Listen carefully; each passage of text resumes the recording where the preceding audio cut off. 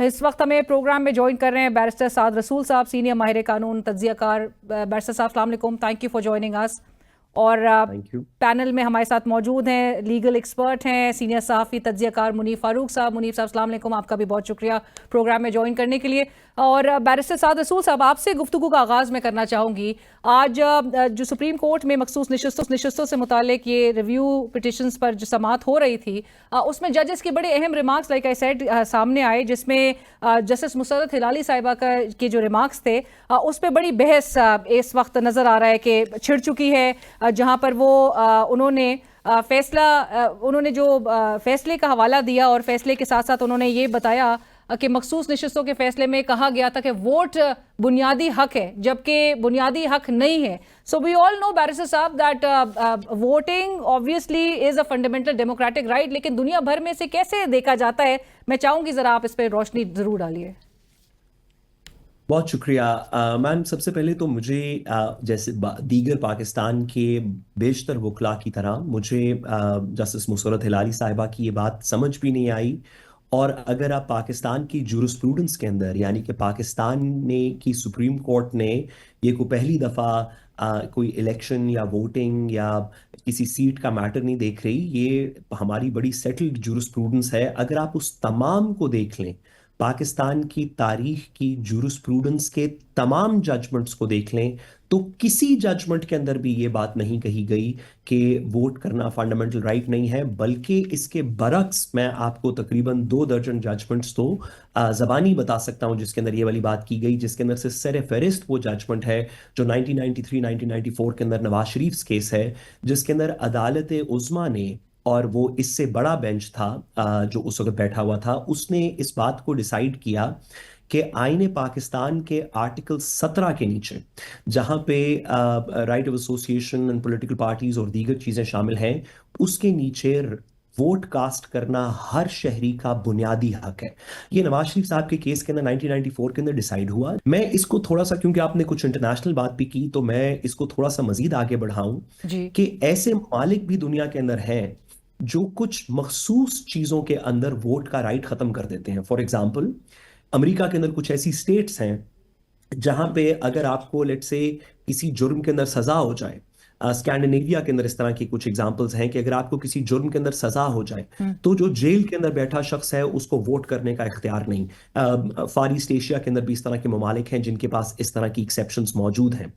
पाकिस्तान एक ऐसा मुल्क है जो ये राइट भी देता है कि जो जेल के अंदर किसी चीज में कन्विक्टेड लोग हों, वो भी अपनी अपनी मुतल्लिका कंस्टिट्यूंसीज के अंदर पोस्टल बैलेट के साथ वोट करें। मुनीफ साहब, आप भी डिफर करेंगे बसद एहतराम जस्टिस मुसर्रत हिलाली साहिबा के इस रिमार्क से कि वोट बुनियादी हक नहीं है, जहां पे साद रसूल साहब 1993 के नवाज शरीफ साहब के उस फैसले का हवाला दे रहे हैं, दीगर फैसलों का हवाला दिया गया। आप भी समझते हैं कि वोट जो है वो बुनियादी हक नहीं है, या आप समझते हैं कि वोट बेसिक राइट है?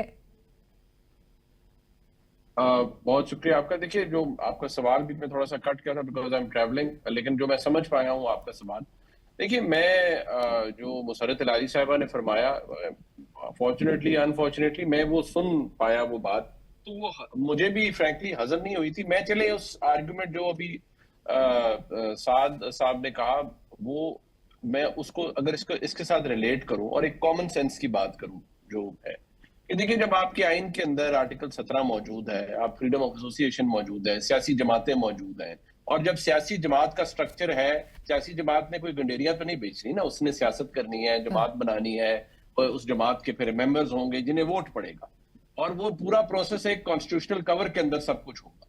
तो अगर अगर वोट डालना ही आप उसे कह रहे हैं कि ये फंडामेंटल राइट नहीं है, तो वो मुझे थोड़ी सी वो बसद एहतराम मुझे वो थोड़ी सी अजीब सी बात साउंड करती है। मैं कोई इससे कन्विंस्ड नहीं हूं। उन्होंने उसको स्टैट्यूटरी कह दिया, वो और चीज है। स्टैट्यूटरी तो फिर बहुत सारी चीजें हैं कि आपके आइन में कुछ चीजें लिखी होती हैं, फिर सबऑर्डिनेट लेजिस्लेशन के अंदर बहुत सारी चीजें हम शामिल करते हैं, राइटली सो। लेकिन ये कह देना कि वोट करना या वोट कास्ट करना आपका मतलब इंसानी बुनियादी हक है ही नहीं, फंडामेंटल राइट है ही नहीं, वो मुझे एक बड़ी अजीब बात। या तो आप फिर कह दें कि हमारे मुल्क में कोई ऐसा निजाम है, बादशाहत है, जहाँ वोट होता ही नहीं।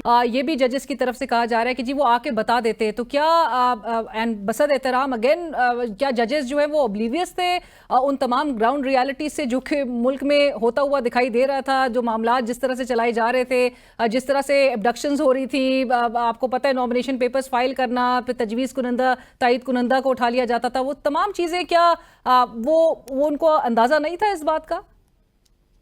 देखिए, प्रैक्टिकली तो ये नहीं हो सकता कि जो कुछ जज साहिबान है वो बिल्कुल अलूफ हों, या जो ग्राउंड रियलिटीज हैं उनसे वो उनको पता ही ना हो कि मुल्क के अंदर क्या हो रहा है। अगर ऐसा होता तो फिर जो पिछले साल की जो जजमेंट है 12 जुलाई की, उसके अंदर तो अदालत ने ये रिप्रोड्यूस किया है ना कि जो हालात थे वो तो, if I am not wrong, because मैंने लास्ट ईयर पढ़ा था पूरी जजमेंट को, तो if I am not wrong वो तो इवन मंदोखेल साहब ने लिखा कि जो इलेक्शन कमीशन का किरदार था उसके ऊपर शदीद शुबहात थे और वो अपना काम ठीक करने में नाकाम रहा। हाँ। और बियॉन्ड दैट जो उससे इलेक्शन कमीशन की डोमेन से बाहर भी हो रहा था वो भी खैर किसी से ढका छुपा नहीं है। मैं तो जी जो ब्लड क्रिएट हो चुका था काजी साहब का और पीटीआई का, तो मुझे लगता था कि काजी साहब को पीटीआई से मुताल्लिक कोई कंटेंशियस मैटर सुनना ही नहीं चाहिए था।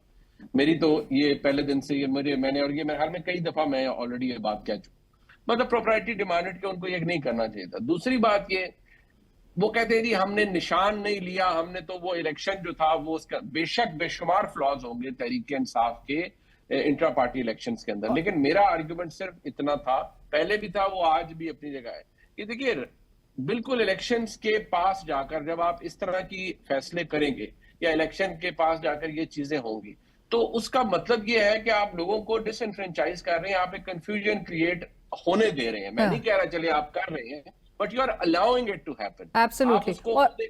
आप उसको अपॉर्चुनिटी एक लोगों के लिए दें, तो वो मेरा एक स्टेटेड पोजीशन है। मैं उसमें ये कहूंगा कि गलतियां बेशक हो, इसको मार्जिन भी दिया जा सकता था कि ठीक है जी हमें ये एतराज है आपके जो इंट्रा पार्टी इलेक्शन है, इट्स प्लेग्ड विद प्रॉब्लम्स, लेकिन क्योंकि इलेक्शन सर पे है so we are giving you this grace period, और अदालतें ग्रेस पीरियड देती रही हैं। मुनीब साहब, आप कहना कुछ चाह रहे हैं इलेक्शन कमीशन ऑफ पाकिस्तान की इस रोल पे, बजाय इसके कि आप सुप्रीम कोर्ट अपने फैसले पर अमल दरामद ना होने पर हमें कंटेम्प्ट की कोई कार्रवाई नजर आती, पोल्टा मामला जो है वो ईसीपी ही बजाय ऐसा लगा कि पार्टी बन चुका है रिव्यू के मामले में।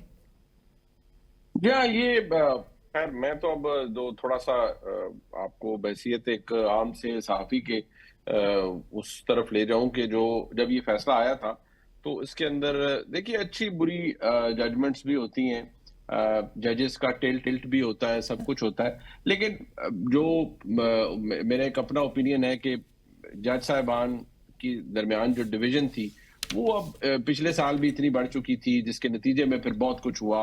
हमें लगता था कि ये काजी फैसल साहब के वक्त से पहले की बात है, लेकिन काजी साहब के दौर में तो इंतहा को पहुंची। फिर उसके बाद जाहिर बात है जो चीजें इस निजाम ने अपने लिए अपने आप को मजबूत करने के लिए करनी थी वो की गई, और 12 जुलाई को पिछले साल ये फैसला आया, तो मुझे अभी भी याद है कि उसी रोज मैंने ये अर्ज किया था और खबर दी थी कि इस फैसले पर कोई अमल दरामद नहीं करेगा। और आपकी जो बल्कि खबर थी कि इमरान खान साहब के नाम पर जो कांटा लगाया गया है, क्रॉस लगाया गया है, और जो मिलिट्री टॉप लीडरशिप है उसमें बड़ी नफरत पाई जाती है इमरान खान साहब के लिए, उसके आफ्टर शॉक्स जो है वो अभी भी महसूस किए जा रहे हैं। मैं अब सिर्फ आपसे उसके जो सियासी एस्पेक्ट है मैं सिर्फ उसकी बात करूंगा, because I am running short of time. जी सिर्फ गुजारिश ये है कि ये वो चीज है जो आज के हालात हमारे सामने मौजूद हैं, कल इसमें कोई तब्दीली हो जाए और आज जो एस्टेब्लिशमेंट इमरान खान साहब को एट आर्म्स लेंथ रखे हुए है, कल वो उनके साथ दोबारा बगलगीर हो जाए, फिर दोबारा उनके साथ एक नया नहीं, लेकिन ये जो गंडापुर साहब जो मुलाकातें कर रहे हैं या गंडापुर साहब जो पैगाम कन्वे कर रहे हैं अपनी पार्टी लीडरशिप को, इमरान खान साहब को, वो किसकी तरफ से पैगाम आ रहा है? वो तो एक ग्रीन सिग्नल की बात कर रहे हैं। देखिए वो अपनी तरफ से जरूर गंडापुर साहब पहले भी कोशिश करते रहे हैं, हाँ। लेकिन मैं सिर्फ आपको इतना बता सकता हूं कि अगर कोई चीज मटेरियलाइज होगी हाँ। तो वो नेचुरली फिर आपको बहुत सारी चीजें डॉट्स कनेक्ट होते हुए नजर आएंगे। देखिए मैं अभी भी इमरान खान साहब के जेल से बाहर निकलने को इतना बड़ा इशू नहीं समझता। मैं अभी भी आई फर्मली बिलीव कि यार वो सारी उम्र तो जेल में नहीं रहना ना, कभी ना कभी तो वो जेल से निकलेंगे, अभी नहीं तो 2 महीने बाद, 4 महीने बाद, हु नोस के वो कब बात ठीक हो जाए, और हालात तो कभी भी ठीक हो सकते हैं। लेकिन मैं सिर्फ इतनी बात करता हूं कि देखिए जो बात गंडापुर साहब से एसोसिएट की जाती है या जैसे अंसार भाई साहब की आज खबर है, उनको किसी ने ये नहीं कहा कि अच्छा जी हमने आपको ग्रीन सिग्नल दे दिया है तो आप हुकूमत से बात करें। नो, वो ग्रीन सिग्नल अपेरेंटली जो भी है वो पहले भी गवर्नमेंट के पास मौजूद था, और हाँ। गवर्नमेंट तो सिर्फ पीटीआई को खराब करने के लिए ये सब कुछ करेगी और कर भी रही है। वो इसलिए क्योंकि गवर्नमेंट तो नेट बेनिफिशियरी है उस कॉन्फ्लिक्ट का जो इस वक्त तहरीके इंसाफ और एस्टेब्लिशमेंट के दरमियान है। सो दे वुडंट वांट के हालात बेहतर हो, कोई कंड्यूसिव इनके दरमियान हो। But thank you Munib. Barrister साहब, अब आपसे मैं ज़रूर कंक्लूडिंग रिमार्क्स चाहूंगी। जिस तरह मुनीब कहते हैं कि इमरान खान के नाम पे क्रॉस है, Imran Khan is done, do you really believe Imran Khan is done? अभी तो उन्होंने इलेक्शंस नहीं लड़ा था, उनके नाम पर अगर जिन कैंडिडेट्स को वोट्स पड़े और जितने वोट्स पड़े, आपको वाकई लगता है कि किसी को इस तरह से रेड लाइन लगा के उसके नाम पर उसको काटा जा सकता है? देखिए मैम, मैं इसको 3 पार्ट्स में आपके जवाब को आंसर करूं। पहला पार्ट वो जो कि आपने पहले खुद ही आपने बता दिया कि माजी में बेनजीर भुट्टो साहिबा के नाम के ऊपर भी रेड लाइन लगाई गई थी, फिर वक्त बदला और वो मियां वजीर साहब। आजम बनी, एक दफा नहीं एक से ज्यादा दफा। माजी में नवाज शरीफ साहब के नाम के ऊपर भी रेड लाइन लगा दी गई थी, फिर आपने देखा कि वो वापस वजीर आजम बने। आप ये इतने बड़े लीडर्स की तो क्या बात करें, आपको याद है माजी में पश्तून तहफ़्फ़ुज़ मूवमेंट के ऊपर लाइन लगा दी गई थी। आज उनके मेंबरान गवर्नमेंट का हिस्सा भी हैं, पार्लियामेंट के अंदर भी हैं, इमरान खान साहब के खिलाफ वोट ऑफ नो कॉन्फिडेंस के अंदर भी शामिल थे। तो मेरे ख्याल में तारीख तो ये बताती है कि परमानेंट रेड लाइंस कोई नहीं होती। दूसरा हिस्सा मैं इसके आपको ये बताऊं कि मेरा मुनीब साहब से इख्तलाफ है इस बात पे, इस एनालिसिस पे। मेरे ख्याल में पाकिस्तान की रियासत का दिल बहुत बड़ा है। ये बात दुरुस्त है कि रियासत किसी से नाला हो सकती है, कुछ देर के लिए हो सकती है, लेकिन हमने देखा कि माजी में ख्वाह वो कोई भी पार्टी हो, ख्वाह वो कोई भी पॉलिटिकल लीडर हो, रियासत ने हमेशा ये कोशिश की है कि अगर कुछ ले दे के कुछ करके लोग कौमी धारे का हिस्सा बने रहें और जमहूरियत का और आइन का हिस्सा रहें तो वो पाकिस्तान के लिए बेहतर है। ख़ास तौर पे इतनी बड़ी जमात जिसकी कि पेनिट्रेशन एटलीस्ट वो क्लेम करते हैं कि 70-80% है पॉपुलेशन के अंदर, आप इतनी बड़ी जमात को के ऊपर लकीर नहीं लगा सकते। और मैं जमात इसलिए कह रहा हूं क्योंकि इमरान खान साहब ही उस जमात की रिप्रेजेंटेशन है, बाकी लोग तो आने जाने वाले हैं इस पर्सपेक्टिव में। और तीसरी मैं इसके ऊपर आखिरी बात करूं कि लेट्स इमेजिन की बात दुरुस्त भी हो कि इमरान खान साहब के ऊपर लकीर लग गई हो जो कि अब किसी वजह से खुदा न खास्ता मिट ना सकती हो, तो भी वो तमाम लोग, वो पाकिस्तान के नौजवान, वो पाकिस्तान के 60-70, आप जितना भी उसको परसेंटेज, एक साइड कहेगी वो 90, पीटीआई कहेगी 90% लोग हमारे साथ हैं, दूसरी साइड कहेगी नहीं नहीं बहुत कम है, 30-40% है। चले जितने भी परसेंट हो, 30 हो, 40 हो, 70 हो, 80 हो, ये पाकिस्तान के करोड़ों लोग हैं। अगर 30-40% भी हो तो ये पाकिस्तान के अंदर तकरीबन 100 मिलियन लोग बनते हैं, 10 करोड़ बंदा बनता है। आप क्या करेंगे? क्या एक शख्स के ऊपर लाइन लगा के आप उन तमाम पाकिस्तानियों को, जो यूथ है, जो कल का हमारा मुस्तकबिल है, जिनके साथ मिल के रियासत तरक्की करना चाहती है, आप उनको कैसे एक लाइन से उनको सबको इग्नोर कर देंगे? सूनर और लेटर रियासत को उन लोगों से भी बात करनी पड़ेगी, उन लोगों के रिप्रेजेंटेटिव से भी बात करनी चाहिए, क्योंकि यही लोग पाकिस्तान है। अगर आप किसी भी डिस्पैशनेट एनालिसिस को देख लें तो जितने लोग इस वक्त इमरान खान साहब के अच्छे या बुरे नैरेटिव के साथ खड़े हैं, वो लोग, आपको इमरान खान साहब ना भी पसंद हो, वो लोग तो पाकिस्तानी हैं। आप चाहते हैं कि वो यूथ पाकिस्तान के लिए काम करे, रियासत के साथ अपना वजन डाले, हमारे दुश्मनों के खिलाफ नैरेटिव बनाए, पाकिस्तान की तरक्की के अंदर शामिल हो। अगर उन लोगों को ये लगा कि हमारी पॉलिटिकल वॉइस को हमेशा के लिए स्नफ आउट कर दिया गया है और हमारा कोई हिस्सा नहीं, पाकिस्तान के उमूर के अंदर हमारी कोई आवाज नहीं, हमारा वोट काउंट नहीं करता, हमारी ओपिनियन काउंट नहीं करती, तो ये पाकिस्तान की रियासत के लिए देरपा अच्छी चीज नहीं है, जिस वजह से मेरे ख्याल में ये लकीर हमेशा नहीं रहेगी। Right, thank you so much barrister Saad Rasool साहब for joining us. Muneeb Farooq साहब, आपका भी बहुत शुक्रिया।